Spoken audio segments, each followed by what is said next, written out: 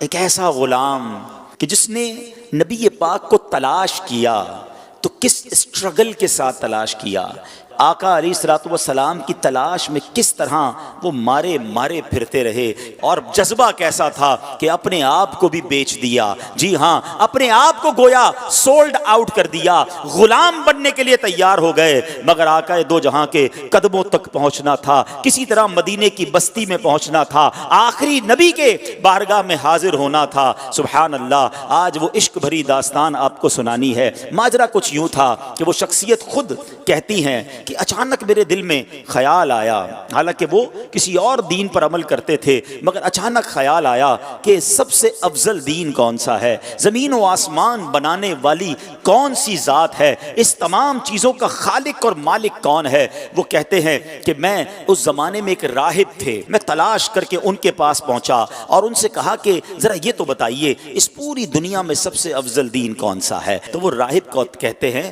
کہ تجھے یہ اچانک بات کہاں سے سوجھ گئی؟ تو کہتے ہیں نہیں، میں یہ جاننا چاہتا ہوں کہ زمین و آسمان کا مالک کون ہے، سب سے افضل دین کون سا ہے۔ تو اس نے کہا کہ پھر ایسا کرو، اگر اس سوال کا جواب چاہیے تو موصل میں، یہ عراق کا ایک علاقہ ہے، وہاں ایک راہب ہے، اس سے بڑا کوئی عالم نہیں ہے، تم ان کے پاس جاؤ، وہ شاید تمہاری رہنمائی کریں۔ ٹریول کر کے وہ کہتے ہیں میں ان کے پاس پہنچا، ان کے پاس میں رہا اور ان کے ساتھ میں عبادت کرنے لگا۔ وہ دن کو روزہ رکھتے تھے، رات کو عبادت کرتے تھے، میں بھی بالکل انہی کی طرح عمل کرنے لگ گیا۔ 3 سال ان کے پاس ٹھہرا رہا۔ اب ان کے وصال کا وقت قریب آ گیا۔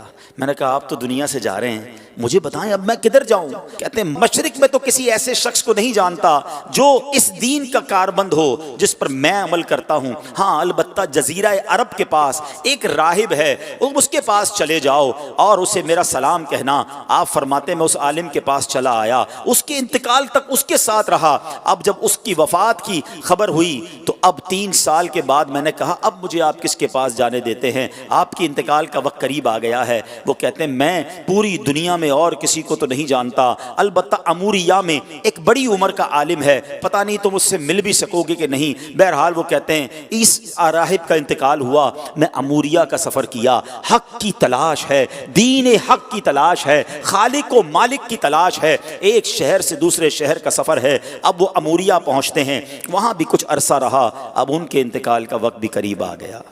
کہتا ہے اب آپ مجھے کس کے پاس بھیجتے ہیں؟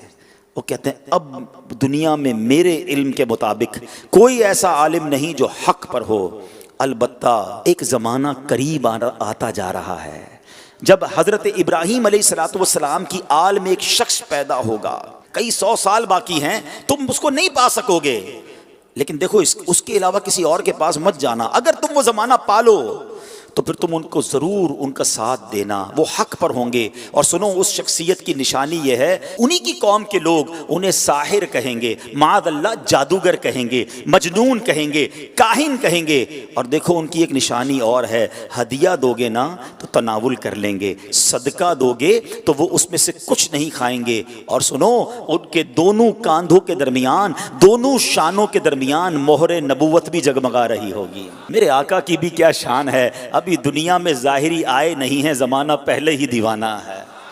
شاعر کہتا ہے نا ایک میں ہی نہیں ان پر قربان زمانہ ہے، جو رب دو عالم کا محبوب یگانہ ہے۔ آقا کا پتہ بتا دیا، مگر کب آئیں گے، کدھر آئیں گے، کہتے کچھ پتہ نہ تھا۔ اب وہ شخصیت کہتے ہیں کہ میں انتظار کرتا رہا، آخر ایک بستی کی طرف ایک قافلہ جا رہا ہے، عرب کی ایک وادی ہے، کھجوروں کی وادی ہے، یاد رہے ابھی لفظ مدینہ اس شہر کو مدینہ کہا نہیں جاتا تھا، اس کے پہلے کئی اور نام تھے۔ کہتے ہیں قافلہ جا رہا تھا، میں نے ان سے پوچھا تم لوگ کون ہو؟ وہ کہنے لگے ہم اس بستی کی طرف جا رہے ہیں جس بستی کا اشارہ اس راہب نے دیا تھا۔ آسان لفظوں میں سمجھ لو وہ قافلہ مدینے کو جا رہا تھا۔ کہتے ہیں کہ ہم وہاں تجارت کرنے کے لیے جا رہے ہیں، ہم وہاں تجارت کرتے تھے، لیکن وہاں آل ابراہیم میں سے ایک شخص پیدا ہوا ہے، اس کی قوم اس کے قتل کے در پہ ہے، جس کی وجہ سے وہ ہجرت کر کے ہمارے شہر میں آ گیا ہے، ہمیں ڈر ہے کہ کہیں وہ ہماری تجارت کو روک نہ دے۔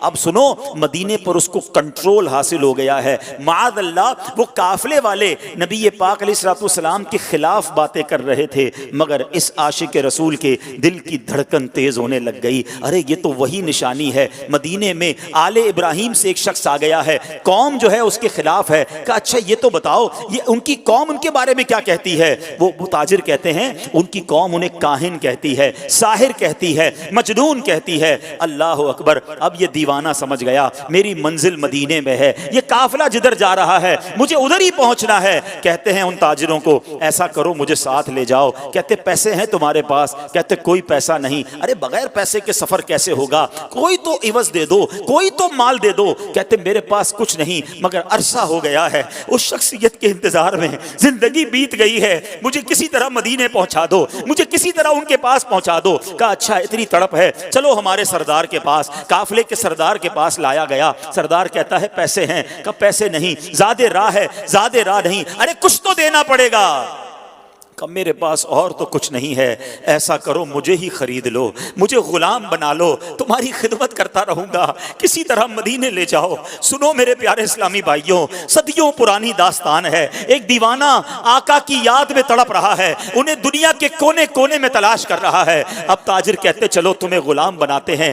ایک بار نہیں، دو بار نہیں، بتایا جاتا ہے شہر مدینہ تک پہنچتے پہنچتے یہ دیوانہ 10 بار بکتا گیا۔ غلام مصطفیٰ بن کر میں بک جاؤں مدینے میں، محمد نام پر سودا سرے بازار ہو جائے، بے دام ہی بک جائیے بازار نبی میں، اس شان کے سودے میں خسارے نہیں ہوتے۔ یہ غلام بن کر بکتے رہے، بالآخر 10 بار بکنے کے بعد یہ دیوانہ مدینے تو پہنچ گیا، مگر راستہ نہیں پتہ جانا کدھر ہے۔ اچھا یہ جو شخصیت ہے نا، ان کی زبان بھی عربی نہیں تھی، کوئی اس پورے شہر میں ان کی زبان جانتا ہی نہیں تھا۔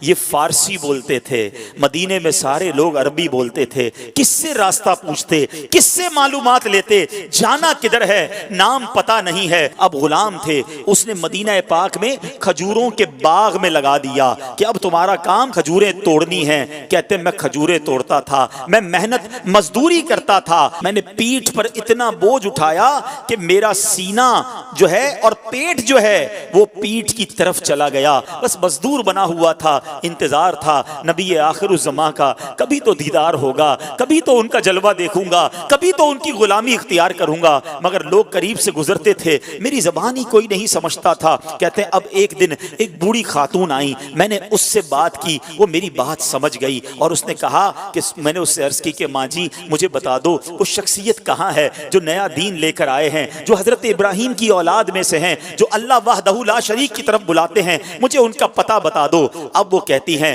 کہ صبح سویرے نماز فجر کے بعد دن کے ابتدائی حصے میں وہ قریب سے گزریں گے۔ اللہ اکبر! اس دیوانے کی رات کیسے بسر ہوئی ہوگی، وہ رات کیسے گزری ہوگی۔ ساری رات دل کی دھڑکن تیز چلتی رہی کہ اب نبی پاک علیہ الصلوۃ والسلام کا دیدار ہوگا۔ شب ہجر کی سختیاں کوئی اس سے جا کر پوچھے، تیری راہ تکتے تکتے جسے صبح ہو گئی ہے۔ ساری رات جلوہ جانا کا تصور ہے، کیسی شخصیت ہوگی، چہرہ کیسا ہوگا، مسکراہٹ کیسی ہوگی، اللہ کے حبیب دکھتے کیسے ہوں گے، میں ان کا غلام بنوں گا، کیا مجھے قبول بھی فرمائیں گے کہ نہیں۔ وہ رات گزر گئی اور جب صبح ہوتی ہے تو پیارے آقا علیہ الصلوۃ والسلام قریب سے گزرتے ہیں، فوراً کھجوروں کا ایک چھوٹا سا حصہ لے کر آقا کی بارگاہ میں جاتے ہیں۔ کہتے ہیں حضور آپ کے لیے تحفہ لایا ہوں۔ ارشاد ہوا بتاؤ کیا یہ صدقہ ہے؟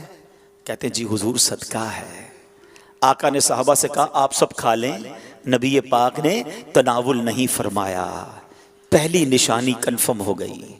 دوبارہ گیا ایک اور کھجوروں کا تھال لے کر، کہا حضور یہ لایا ہوں۔ کہا صدقہ ہے؟ کہا نہیں حضور ہدیہ ہے، تحفہ ہے۔ آقا علیہ الصلوۃ والسلام نے خود بھی کھایا، خود بھی تناول فرمایا، اپنے صحابہ میں بھی تقسیم کیا۔ دوسری نشانی پوری ہو گئی۔ اب دل بیتاب ہے کہ مہر نبوت دیکھنی ہے۔ راہب نے بتایا تھا کہ دونوں کاندھوں کے درمیان ایک بڑی خوبصورت سی مہر نبوت، حدیث کی کتابوں میں لکھا ہے کبوتر کے انڈے کی طرح نبی پاک کی پیٹھ مبارک پر دونوں شانوں کے درمیان مہر نبوت تھی۔ اب آقا علیہ الصلوۃ والسلام 2 چادریں پہنا کرتے تھے، چادر پہنی ہوئی ہے، اور وہ شخصیت کہتے کبھی میں دائیں جا کر دیکھنے کی کوشش کرتا، چادر تھی اس لیے دیکھ نہیں پاتا تھا۔ اللہ اکبر، نبی پاک میری طرف دیکھ کر مسکرائے۔ آقا نے سمجھ لیا کہ میں کیا دیکھنا چاہتا ہوں، نبی پاک نے اپنی مبارک چادر اتاری، کہا جو ڈھونڈ رہے ہو، جو دیکھنا چاہتے ہو آؤ دیکھ لو۔ وہ دیوانہ کہتا ہے میں دوڑتا ہوا گیا، مہر نبوت دیکھی اور نبی پاک کی پیٹھ سے لپٹ گیا، چومنے لگ گیا کہ حضور آپ کی تلاش میں مارا پھر رہا ہوں، بہت عرصہ ہو گیا ہے حضور، بہت دیر سے آپ کو تلاش کر رہا ہوں، آقا اب آپ کے قدموں میں آ گیا ہوں، اپنی غلامی میں قبول فرما لیجئے۔ اللہ اکبر، نبی پاک علیہ الصلوۃ والسلام نے انہیں اپنی غلامی میں قبول فرمایا، کلمہ پڑھ کر دامن مصطفیٰ سے وابستہ ہو گئے۔ سنو وہ کون تھے جو اتنی تلاش کے بعد پہنچے، جو اتنے عرصے کے بعد نبی پاک کے قدموں میں پہنچے؟ وہ کوئی اور نہیں، وہ حضرت سلمان فارسی رضی اللہ تعالیٰ عنہ ہیں۔ صحابہ کرام میں سب سے بڑی عمر آپ نے پائی، ایک روایت کے مطابق 250 سال آپ کی جو ہے وہ عمر مبارک تھی، اور بڑی تلاش کے بعد نبی پاک کے پاس پہنچے۔ اب سنو، اب نبی پاک کو جب پوری داستان سنائی کہ آقا کیسے پہنچا ہوں، گر پڑ کے پہنچا ہوں حضور، غلام بن گیا ہوں، بک گیا ہوں آپ تک پہنچتے پہنچتے، مگر میرے آقا تو کریم ہے نا، تم اس کے مددگار ہو، تم اس کے طرفدار، جو تم کو نکمے سے نکما نظر آئے، لگاتے ہو اس کو بھی سینے سے آقا، جو ہوتا نہیں منہ لگانے کے قابل۔ آقا فرماتے میں تمہیں خریدوں گا، جاؤ اپنے آقا سے پوچھ کر آؤ کیا ڈیمانڈ کرتا ہے، تمہیں آزاد کرنے کی قیمت کیا ہے۔ اب وہ کیا کہتا ہے، 300 درخت کھجوروں کے لگائیں، پھلدار درخت، اور 40 اوقیہ سونا، یہ ملے گا تو تمہیں آزاد کروں گا۔ یہ بہت بڑی قیمت ہے، اور یاد رہے کھجور کا درخت فوراً لگاتے ہی پھل نہیں دیتا، بعض اوقات 3 سال، بعض اوقات 5 سال میں پھل دیتا ہے۔ اللہ اکبر، نبی پاک علیہ الصلوۃ والسلام نے فرمایا کہ اب میں خود اپنے ہاتھوں سے پودے لگاؤں گا۔ نبی پاک بھی جاتے ہیں، صحابہ بھی جاتے ہیں، پودے لگائے جاتے ہیں، آقا اپنے ہاتھوں سے پانی ڈالتے ہیں، میرے آقا کی شان دیکھو، پانی ڈالتے ہیں اور درخت بڑا ہونا شروع ہو جاتا ہے۔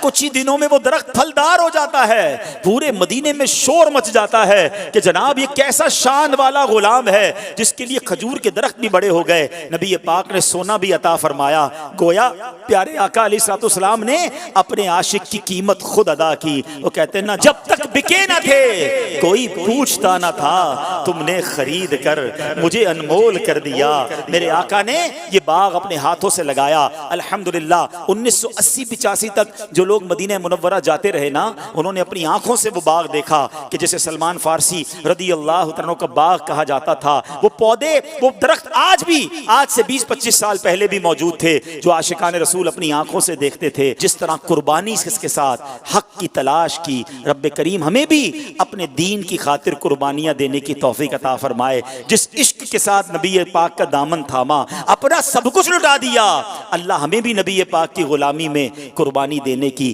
اور خرچ کرنے کی توفیق نصیب فرمائے۔ امتحان آئے تو دنیا کو ٹھکرا کر غلامی مصطفیٰ سچی اپنانے کی توفیق عطا فرمائے۔